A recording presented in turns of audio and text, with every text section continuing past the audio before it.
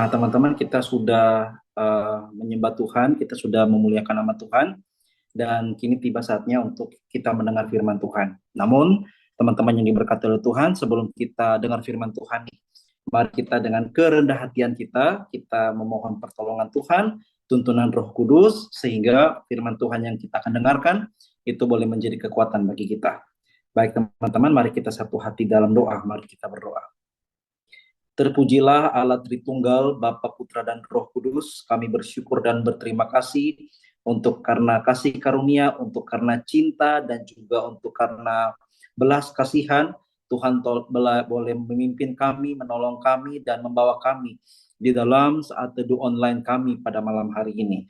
Kami percaya Tuhan bahwa kuasa dan hadirat Allah itu tidak dapat dibatasi oleh ruang dan waktu. Dan kami percaya bahwa ketika kami lebih dari 2-3 orang bersepakat untuk ada dalam nama Tuhan, Tuhan hadir di tengah-tengah kami, khususnya di setiap hati kami masing-masing.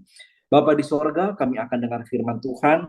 Tuhan tolong kami yang lemah dan terbatas ini, sehingga saat kami akan sama-sama bahas firman Tuhan, belajar firman Tuhan, dan juga dengar firman Tuhan, itu mutlak oleh karena kuat kuasa Roh Kudus menjamah hati dan pikiran kami, sehingga firman Tuhan itu tidak lalu begitu saja, tapi benar-benar kami boleh nikmati, memerdekakan kami, menguatkan kami, dan juga olehnya kami mampu melakukannya. Anak Tuhan yang akan berbicara atas namamu tidak lebih baik ya Allah daripada setiap kekasih-kekasih Tuhan yang boleh memberi diri bergabung dalam ibadah pada malam hari ini. Tetapi biarlah oleh belas kasihan Tuhan, tutur kalimat bahasa yang diseberangkan itu boleh sampai kepada setiap kami, yang olehnya sekali lagi firman Tuhan memerdekakan, menguatkan kami, memulihkan kami dari kepahitan, dan juga menyembuhkan kami dari berbagai macam sakit penyakit. Bukan hanya sakit jasmani Tuhan, tapi sakit di jiwa kami, sakit di batin kami, dan juga sakit di hati kami Tuhan. Terima kasih banyak Bapa di sorga, terpujilah namamu, demi Kristus Yesus yang adalah firman yang hidup, kami siap mendengar firman Tuhan. Amin. Ya, baik teman-teman semua yang diberkati dan dikasih oleh Tuhan Yesus Kristus, salam jumpa dalam kasih Kristus ya teman-teman, shalom. Saya sangat mengucap syukur seperti yang tadi Bang Mikael Tilaar sudah sampaikan teman-teman ya. Jadi kalau boleh dibilang bergabung di Authenticers itu dari saya rasa 2020 kan 2021 teman-teman.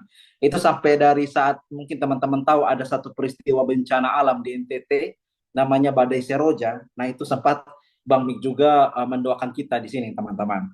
Dan pada kesempatan hari ini juga akhirnya boleh ada di tengah teman-teman yang diberkati dan dikasih oleh Tuhan kita Yesus Kristus. Nah, teman-teman yang diberkati dan dikasih oleh Tuhan, tema kita pada malam hari ini adalah bertumbuh meski sakit, teman-teman.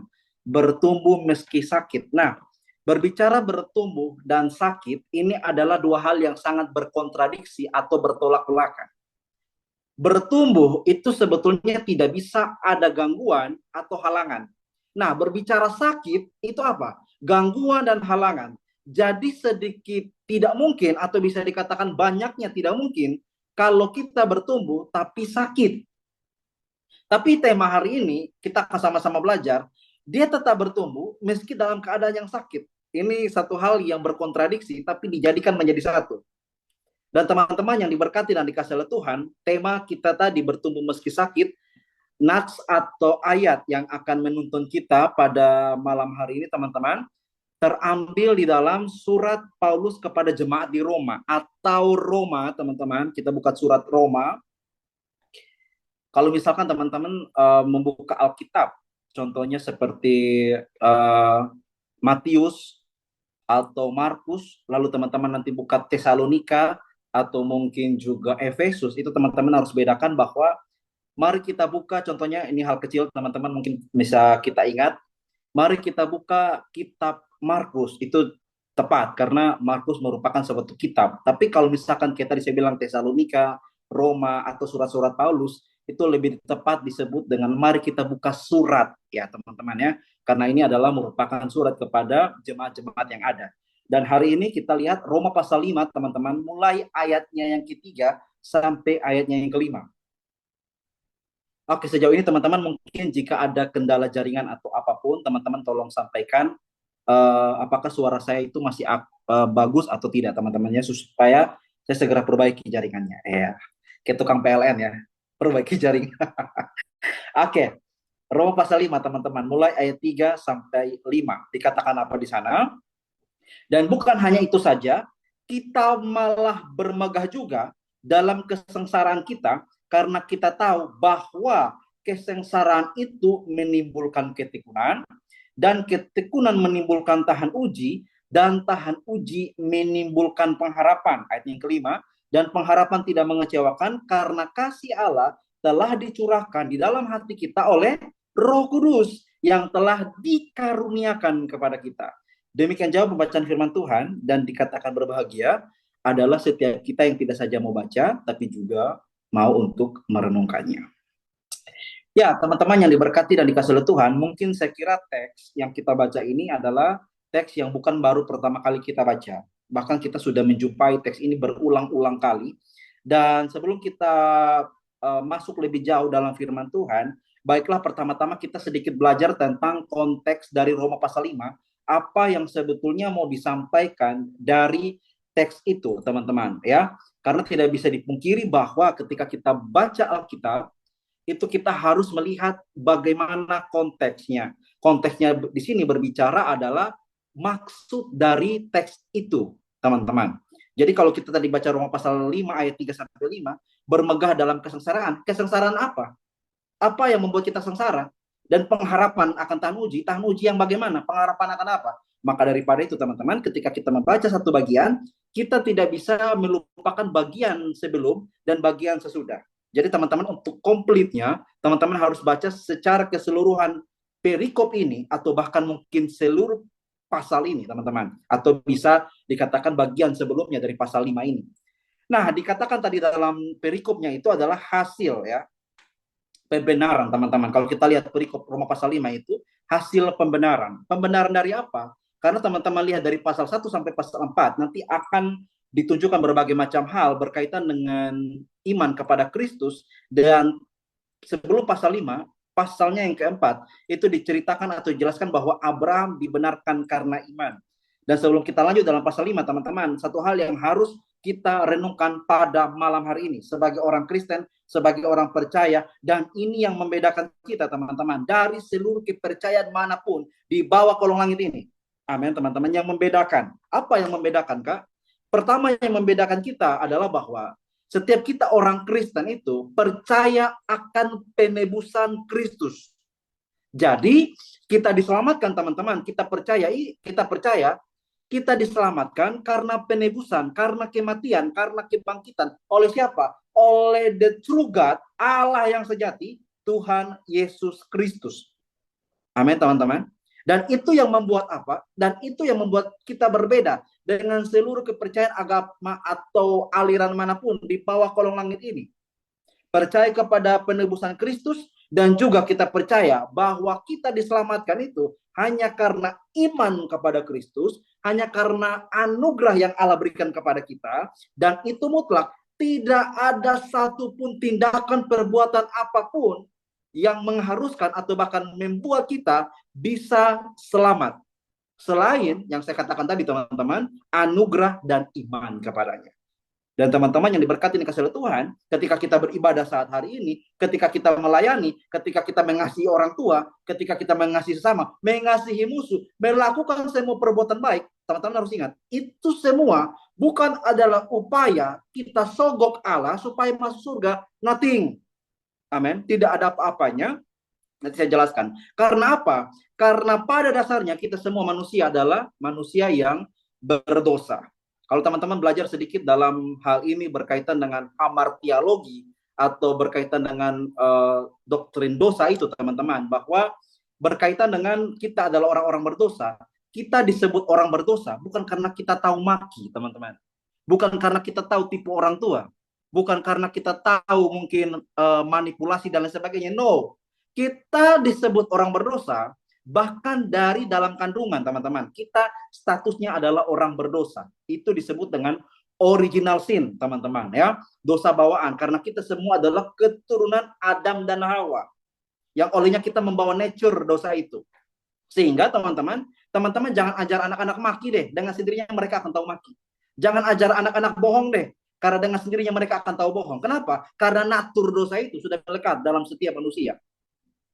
Dalam kandungan aku diperanakan oleh dosa, Mazmur pasal 51 ayat 7, ya, berkaitan dengan kita adalah statusnya orang berdosa. Dan dari sini teman-teman harus tahu, sekali lagi, kita tidak bisa dibenarkan oleh apapun sekalipun kita bertobat. Teman-teman harus ingat, sedikit berbagi, bahwa dosa itu, teman-teman, ya, adalah disebut hutang di hadapan Allah. Hutang, amin, teman-teman. Dosa itu adalah hutang. Dan teman-teman harus tahu bahwa orang bisa menghapus dosanya itu bukan karena dia berhenti berbuat dosa. Teman-teman nangkap ya? Jadi contohnya ada Kak Jeko ya. Saya minta maaf, ini betul nama Kak Jeko kah? Karena namanya unik, kayak Kak Jeko ya. Saya mungkin izin untuk mencontohkan Kak Jeko misalkan ya. Saya ini punya hutang kepada Kak Jeko 100 miliar, contohnya, bayangkan 100 miliar ya. 100 miliar ini itu saya tidak bisa bayar sama sekali, sudah tidak bisa bayar. Lalu saya tahu ini dosa atau hutang yang begitu besar. Karena hutang yang sangat besar kepada Kakak Jeko, saya datang ke rumah Kakak Jeko dan saya katakan kepada Kakak Jeko, "Kakak, saya minta maaf karena saya sudah berhutang 100 miliar. Mulai hari ini saya akan berhenti berhutang." Nah, ketika saya bilang saya berhenti berhutang, apakah masalah selesai, Kakak Jeko? Tentu tidak selesai. Untuk masalah kamu berhenti utang, oke, tapi yang utama tuh bayar dulu hutangmu dong. Benar ya, teman-teman ya. Makanya Yesaya 64 ayat 6, teman-teman perhatikan di sana, nanti bisa buka. Kesalehan kami seperti kain kotor. Jadi teman-teman yang berkati kasih Tuhan, di luar Kristus, di luar iman kepada Yesus, kesalehan kita itu seperti kain kotor. Teman-teman tahu ya, kain kotor itu disebut dengan kain cemar. Dan kain cemar itu, teman-teman, merujuk kepada, minta maaf, kain pembalut wanita zaman itu. Kitab Yesaya ditulis 700 tahun sebelum Tuhan Yesus lahir. Tuhan Yesus lahir 2000 tahun lalu. Jadi itu konteksnya kain kotor 2700 tahun lalu, teman-teman. Begitu kotor, dan itu disebut apa? Kesalehan, apalagi kesalahan. Jadi teman-teman, seperti saya katakan tadi, berbicara dosa itu berbicara soal hutang, teman-teman. Makanya di dalam surat Petrus dikatakan bahwa apa? Kita ditebus bukan dengan emas atau perak, bukan dengan barang yang fana, amin, tapi dengan apa? Darah yang mahal, darah Tuhan Yesus Kristus. Dan itulah yang menjadi iman percaya kepada kita, Tuhan, yaitu berbicara soal penebusan. Jadi kalau kita bertobat, tidak bisa juga kita bertobat dan akhirnya kita selamat. Karena apa? Karena masalah bertobat itu, teman-teman yang diberkati kasih Tuhan, itu tidak sesimpel dengan kita berhenti berbuat dosa. Tidak. Tapi bagaimana dosa itu harus dilunasi. Dosa itu harus dibereskan, diselesaikan. Dan hanya the one and only, the true God, Allah yang sejati, Tuhan kita, Yesus Kristus, teman-teman. Jadi dari konteks ini teman-teman sudah paham, bukan? Bahwa hasil pembenaran, pengharapan, tahan uji, kesengsaraan, bermegah dalam penderitaan, itu merujuk pada satu hal ini, bahwa kita telah dibenarkan lebih dahulu. Kita telah diselamatkan lebih dahulu. Bukan karena perbuatan baik, bukan karena kecakapan, bukan karena kehebatan, kegantengan, kecantikan, nothing. Tidak ada apa-apanya. Tapi sekali lagi, kita dibenarkan hanya oleh iman kepada Tuhan Yesus Kristus, teman-teman. Makanya itu saya katakan tadi, kalau kita baca mulai ayat 1 sampai ayatnya yang kedua, kita akan ketahui bahwa kita itu mula-mulanya adalah orang berdosa, tapi oleh karena kasih karunia, kita diselamatkan oleh Tuhan Yesus, yang olehnya iman kita kepada Kristus, itulah yang membenarkan kita atau menyelamatkan kita. Itu disebut dengan justification, teman-teman, atau pembenaran, ya. Dan kita lihat teman-teman yang diberkati dan dikasih oleh Tuhan kita Yesus Kristus, berkaitan dengan kita sudah tahu kebenaran yang real, ya, kebenaran yang absolut, kebenaran yang tidak dapat diganggu-gugat, dan kebenaran yang tidak dapat dimanipulasi. Apa yang harus kita lakukan sekarang? Kalau kita tadi lihat ayat 3, dan bukan hanya itu saja, kita balah bermegah ya dalam kesengsaraan kita. Sebelum kita mengetahui kata kesengsaraan, kita lihat ayat 2. Oleh karena dia juga beroleh jalan masuk oleh iman kepada kasih karunia ini, di dalam kasih karunia ini kita berdiri dan kita bermegah dalam apa? pengharapan akan menerima kemuliaan Allah. Jadi teman-teman, ya, ketika saat kita menerima kemuliaan Allah, kesengsaraan itu tidak ada bandingannya atau tidak bisa dibandingkan dengan kemuliaan yang Tuhan berikan. Amin teman-teman ya. Jadi kalau kita bandingkan kesengsaraan dengan kemuliaan itu tidak dapat dibandingkan atau bahkan disamaratakan, nothing, tidak bisa. Karena apa? Karena kemuliaan itu levelnya lebih besar, lebih dahsyat dan lebih tinggi daripada kesengsaraan kita. Makanya Roma pasalnya yang ke-8, teman-teman, kita buka. Roma pasal 8 ayatnya yang ke-8 kalau tidak salah, atau 18 ya. Oke, Roma 8 ayat 18 dipertegas di sana bilang apa? Sebab aku yakin bahwa penderitaan zaman sekarang ini tidak dapat dibandingkan dengan apa? Kemuliaan yang akan dinyatakan kepada kita nanti. Amin, teman-teman ya. Jadi penderitaan zaman sekarang, apalagi penderitaan zaman Gen Z ini apa, teman-teman?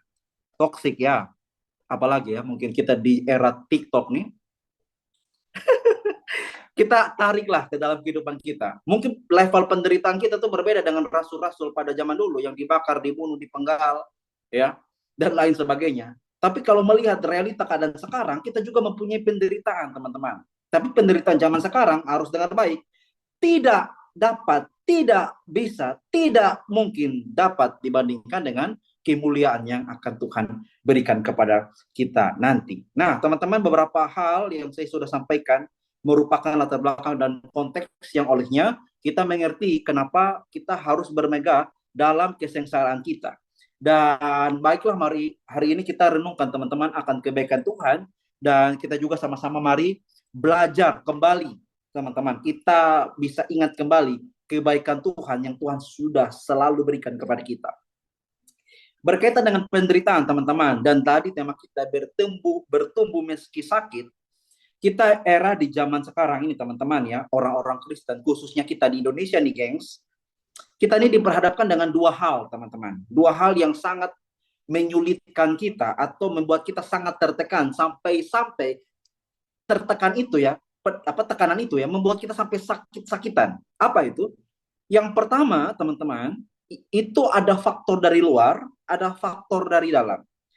Faktor dari luar itu teman-teman berbicara soal apa? Berbicara soal orang Kristen yang mendapat persekusi, diskriminasi, ya kan? Mendapat penolakan orang-orang Kristen, rumah ibadah sulit dibangun, jangan rumah ibadah sulit dibangun, ibadah dalam rumah aja diusir. Ya kan? Sementara yang ono bisa beribadah sampai jalan raya, ya itulah kita teman-teman ya. Tidak bisa dipungkiri, kita juga akan mendapatkan penolakan itu.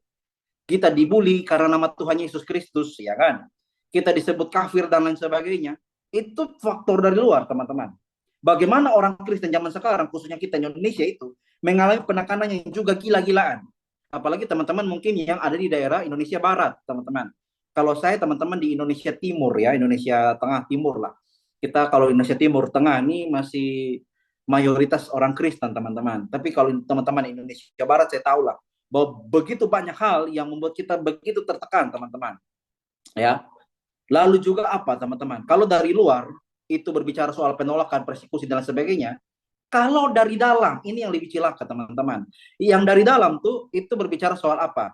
Adanya kesesatan dari dalam gereja, bukan hanya kesesatan, denominasi sama denominasi saling serang, ya kan? Gereja sama gereja saling serang dari dalam nih. Kalau kita dengar firman Tuhan, itu kita harus cerdik seperti ular, tulus seperti merpati. Dan bahkan ada ayat yang mengatakan kita akan diutus seperti domba di tengah serigala. Pernah dengar ayat itu teman-temannya? Kita ini seperti domba yang diutus di tengah-tengah serigala. Tapi faktanya sekarang orang Kristen, domba sama domba saling gigit. Maksudnya gereja sama gereja itu saling gontok-gontokan, teman-teman, ya kan? Ini kalau teman-teman mau dengar sedikit kesaksian, saya kenal beberapa hamba Tuhan, khususnya di kota-kota besar. Ada istilah, teman-teman tahu istilah apa? Gereja toko, teman-teman. Ini gereja yang bukan di toko, bukan ya, teman-teman ya. Tapi filosofi toko itu melekat dalam gereja. Artinya apa? Toko itu kan identik dengan jual beli. Lu jual, gue beli. Ya kan? Nah, gereja-gereja sekarang itu sudah mulai seperti itu. Menawarkan apa, teman-teman? Bukan menawarkan Injil atau Kristus, tapi yang didahulukan adalah menawarkan, dalam tanda kutip, itu bisa berupa kenyamanan secara apa ya, emosional, ya kan? Menjual nama-nama public figure, atau bahkan mungkin bisa dikatakan bahwa gereja-gereja mulai bersaing dalam artian siapakah jemaatnya yang paling banyak. Diukur gereja itu sukses atau tidak, diukur dari jemaatnya banyak atau tidak. Nah, itu tantangan loh teman-teman. Tidak bisa kita pungkiri, itu tantangan. Baik dari dalam, baik dari luar. Nah, bukan hanya itu saja teman-teman, itu secara universal atau organisasi. Nah, kita sendiri juga nih teman-teman, kita juga mengalami kesakitan.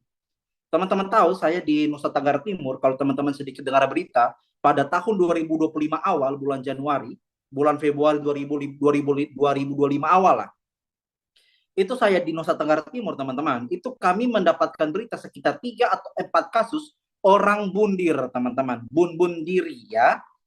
Bundir teman-teman, dan teman-teman tahu itu anak muda semua dan mayoritas laki-laki. Ada apa tuh? Dan teman-teman tahu bahwa ini isu yang serius. Benar-benar serius nih. Bagaimana sampai orang bisa lakukan tindakan mengakhiri hidup, itu sudah tidak tahu lagi bagaimana beratnya, sakitnya dia dalam menjalani hidup ini. Dan teman-teman harus tahu, harus dengar, bahwa kalau sampai orang melakukan tindakan mengakhiri hidupnya, mengakhiri hidupnya sendiri, kita harus renungkan bahwa sekali lagi, di luar Tuhan Yesus, kita tidak bisa melakukan apa-apa. Teman-teman hari ini mau cari siapa? Hari ini teman-teman, saya mau katakan kepada teman-teman, apalagi tahun 2025, teman-teman bisa googling dan searching. Dunia sekarang teman-teman itu sudah ada dalam satu model yang namanya individualisme. Individualisme artinya apa? Lebih mementingkan diri sendiri dan tidak mau peduli orang lain itu mau mati nggak mati terserah. Nangkap ya teman-teman ya. Orang sudah tidak lagi mau peduli dengan orang lain. Sampai tidak mau peduli dengan orang lain. Makanya sekarang tren orang curhat di ChatGPT. Orang sudah tidak lagi mau datang ke gereja dan berdoa. Makanya dibilang begini, Kakak Jeko dan teman-teman. Jawaban ChatGPT itu lebih cepat dari jawaban doa. Bayangkan. Jawaban ChatGPT loh. Jawaban Meta AI itu lebih cepat daripada jawaban doa. Bayangkan. Saking frustasinya. Seakan-akan tidak ada lagi yang menolong. Makanya teman-teman yang diberkati dikasih oleh Tuhan, saya berikan kebenaran ini. Kenapa banyak orang yang tidak mengalami pemulihan? Ada yang bertanya begini, teman-teman, Kak Yeriko, kenapa hidup saya ini sial terus? Bertanya begitu. Kenapa hidup saya sial terus? Lalu saya tanya balik, hari Minggu kemarin ada gereja nggak, Kak? Minggu kemarin itu ada gereja nggak? Kemarin malam ada berdoa nggak sebelum tidur? Ada ikut ibadah pemuda nggak, Kak? Ada ikut saat teduh nggak, Kak? Jadi bayangkan teman-teman, ini konyol. Tidak pernah menyembah Tuhan, tidak pernah percaya kepada Yesus, lalu berharap kaya dan tidak ada sakit penyakit. Ini benar-benar gila. Konyol dan tidak masuk akal, tidak make sense, tidak masuk di kepala saya. Teman-teman tahu kalau kuliah, kita di sini kuliah, itu kan ada hak dan kewajiban, betul ya? Kalau kuliah sekolah itu kan ada hak dan kewajiban. Untuk kita mendapatkan pendidikan yang layak, pendidikan yang baik, kita harus memberikan apa? Oke? Kewajiban kita bayar uang SPP, uang regis, ya toh? Supaya apa? Kita bisa dapat pendidikan yang baik. Lu jangan mimpi dapat pendidikan yang baik, tapi lu tidak pernah bayar regis. Dan teman-teman tahu, ini berkaitan dengan apa? Masalah duniawi saja. Ini adalah menjadi hal yang kurang ajar. Kamu tidak pernah percaya kepada Yesus, lalu berharap kaya, dan tidak ada masalah. Kita buka teman-teman, saya bandingkan. 1 Korintus 1. Ayo kita buka teman-teman. 1 Korintus pasal 10 maksud saya. Mulai ayat 13. 1 Korintus ya teman-temannya. 1 Kor pasal 10 ayat 13. Oke teman-teman sudah dapat ya, saya bacakan bagi kita. Perhatikan baik teman-teman.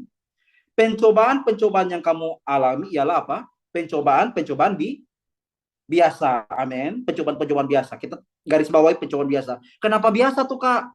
Yang tidak melebihi kekuatan manusia. Sudah biasa, nggak melebihi kekuatan loh. Kenapa biasa dan tidak melebihi kekuatan? Karena begini.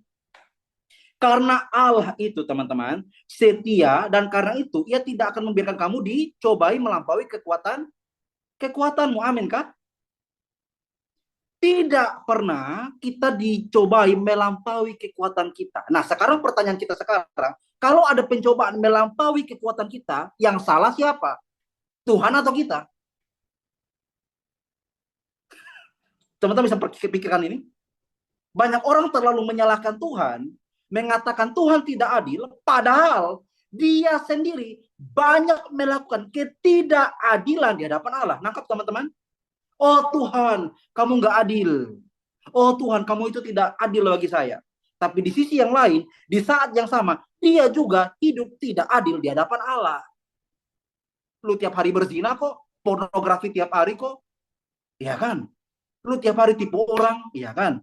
Judol kayak apalah, terserah, dosa-dosa yang lu pegang. Setelah itu lu mengatakan Tuhan tidak adil. Sementara lu ada dalam kubangan dosa. Makanya orang-orang begini, teman-teman, kalau zaman Rasul Paulus itu ditampar oleh malaikat dan mati di tempat. Ya. Berbicara Allah, teman-teman, sekarang terlalu banyak orang yang anggap remeh Tuhan Yesus. Mereka anggap Tuhan Yesus ini adalah jin Aladin. Yang kuberi 3 permintaan akan aku kabulkan. Aduh. Tidak begitu cara main, abang. Yesus Kristus adalah Allah, Raja di atas segala raja, the Almighty God.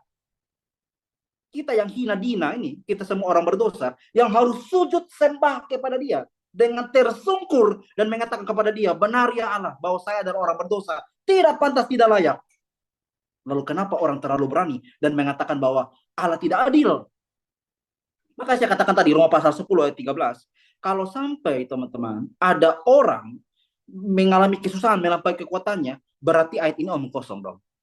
Makanya sekali lagi teman-teman, ya, perbedaan kita dalam Tuhan Yesus itu dengan perbedaan kita di luar Tuhan Yesus. Di luar Tuhan kita tidak bisa buat apa-apa, tapi di dalam Tuhan kita bisa melakukan apapun.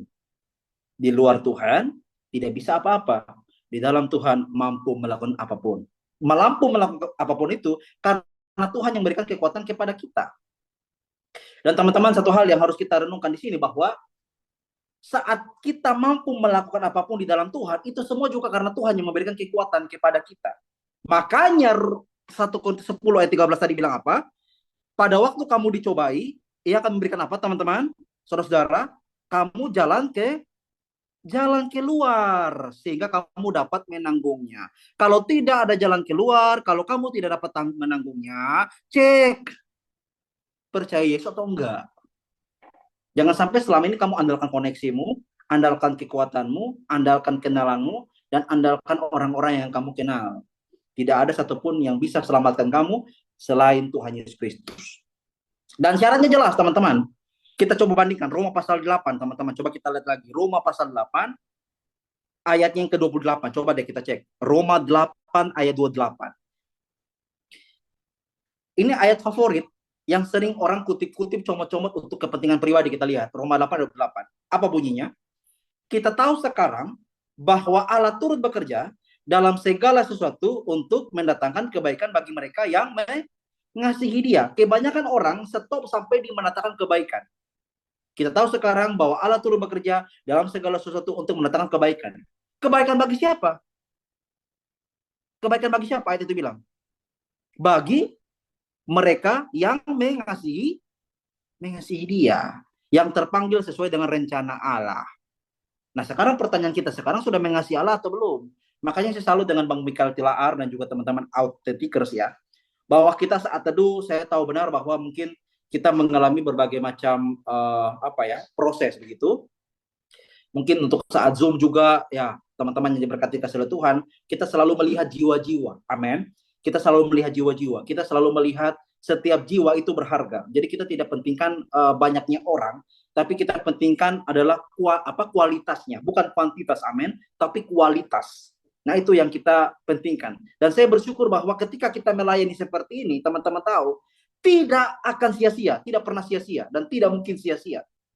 Tuhan catat teman-teman, ketulusan hati kita menyediakan room Zoom ini, kesetiaan hati kita untuk membagikan link untuk setiap orang boleh beribadah, Semua yang kita lakukan itu teman-teman, Tuhan perhatikan baik-baik. Dan teman-teman tahu yang kita lakukan itu untuk apa? Hanya untuk Tuhan dan bukan untuk orang lain. Dan berbahagialah teman-teman yang melakukan ini semua karena cinta, karena love, karena sayang sama Tuhan Yesus. Ini bukan karena kita dibayar atau karena kita adalah apa ya, suruhan, tidak. Sama sekali tidak. Amin teman-teman. Karena dengan cinta kepada Tuhan kita melakukan ini semua. Kalau bukan karena cinta tidak mungkin kita buat ini. Nothing, tidak mungkin. Kalau bukan karena cinta. Tapi karena cinta kita lakukan. Amin. Dan semua yang kita lakukan teman-teman, itu tidak bisa dibandingkan dengan semua cinta yang Tuhan berikan kepada kita. Tidak ada bandingannya. Setinggi langit di atas bumi, demikianlah jauh cinta Tuhan dengan kita. Benar-benar sangat amat jauh, sangat amat jauh. Inilah ungkapan syukur kita, teman-teman, sebagai orang yang telah dibenarkan. Dan maka daripada itu, Roma tadi, teman-teman, pasalnya yang kelima, mulai ayat yang ketiga tadi, tema kita bertumbuh meski sakit, bermegah dalam kesengsaraan kita, karena kita tahu kesengsaraan itu menimbulkan ketekunan, dan ketekunan itu menimbulkan tahan uji. Teman-teman yang diberkati dan dikasihi oleh Tuhan, saya satu kali melayani di daerah pedalaman di NTT sini. Itu kita biasa pagi-pagi kalau ibadah tuh sediakan kopi, teh, dan juga biskuit, roti lah gitu teman-teman ya. Nah, saya berikan ilustrasi kepada mereka, Bapak Mama, jemaat Tuhan. Ini kan kita ada mau minum teh nih, ya toh.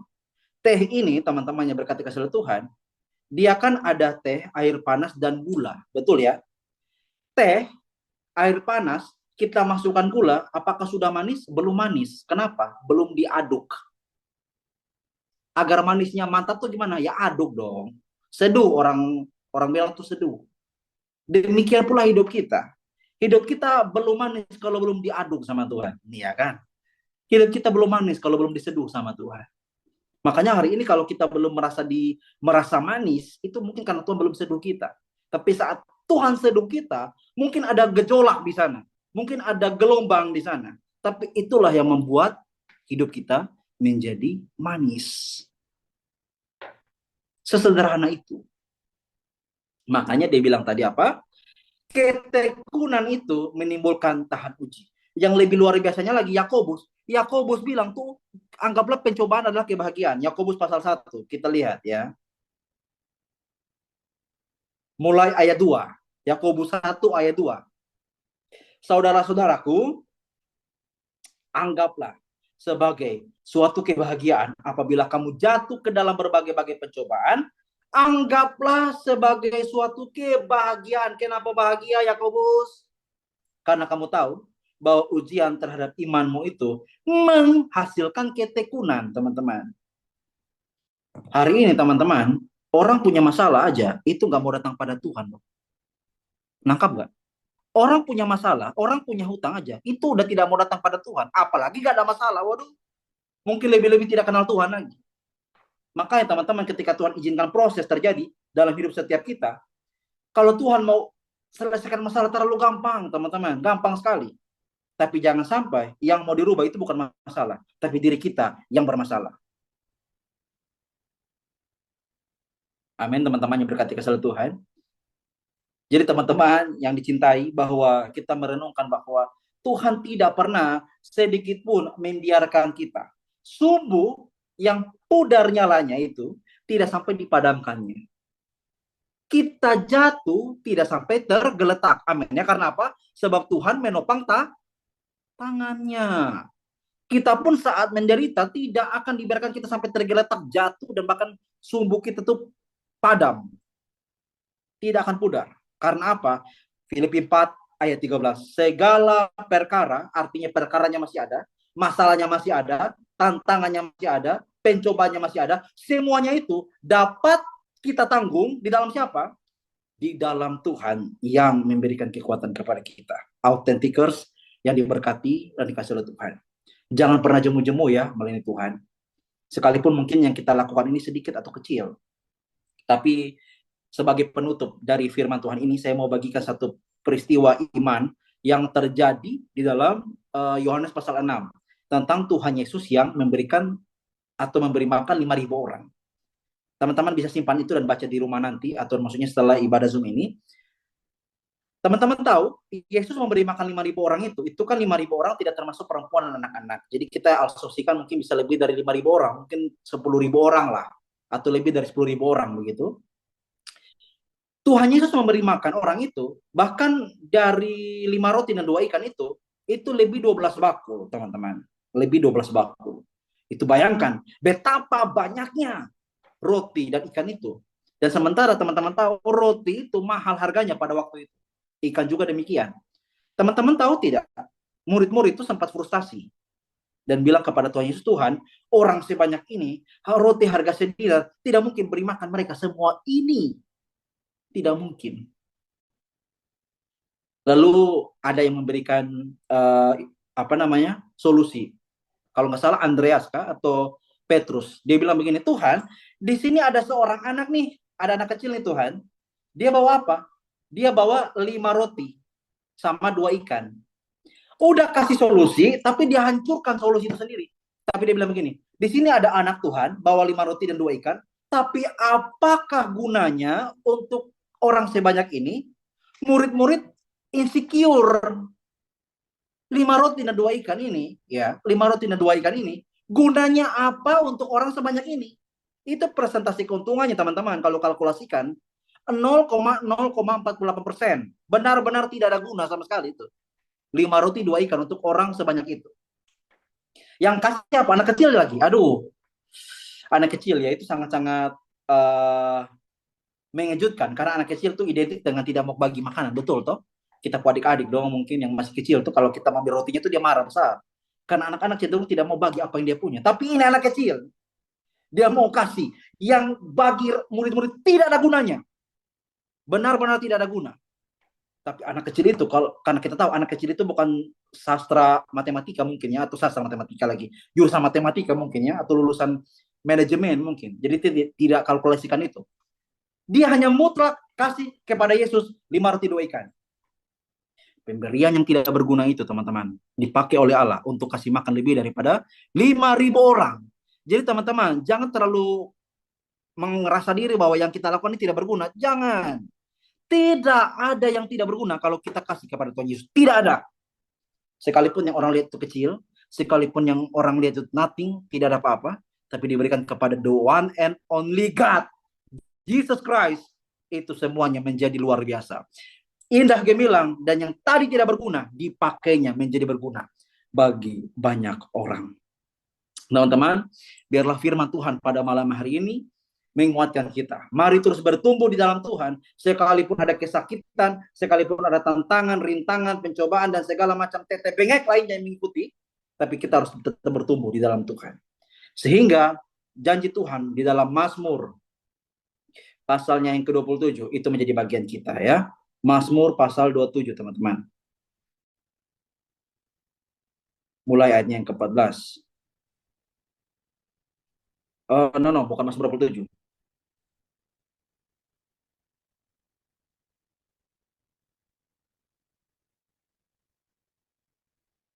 Wait, teman-teman, aku cari dulu ayatnya.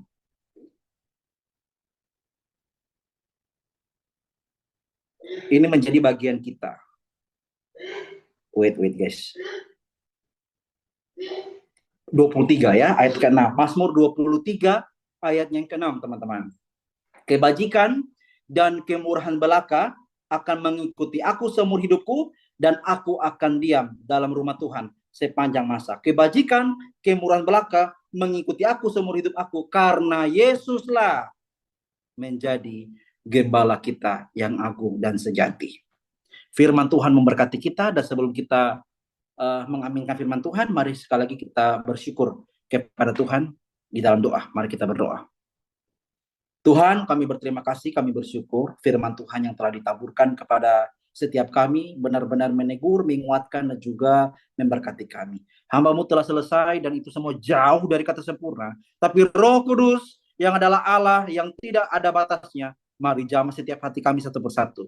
Mampukanlah kami sebagai anak muda untuk terus berdiri dan berani menyatakan Yesus Kristus sebagai Tuhan Allah dan Juru Selamat. Dan kita semua teman-teman yang boleh Tuhan yang boleh bergabung pada satu dua malam hari ini Tuhan mampukan kami. Berkati keluarga kami, orang tua kami, pendidikan kami, pekerjaan kami, dan apapun yang kami lakukan, Tuhan buat berhasil. Berkati kami Tuhan, biarlah firman Tuhan menjadi pedoman, menjadi tiang, menjadi pelita bagi setiap langkah kehidupan kami. Terima kasih banyak Bapa di sorga, berkati kami dengan firman-Mu. Dalam nama Yesus Kristus kami telah mendengar firman Tuhan. Amin.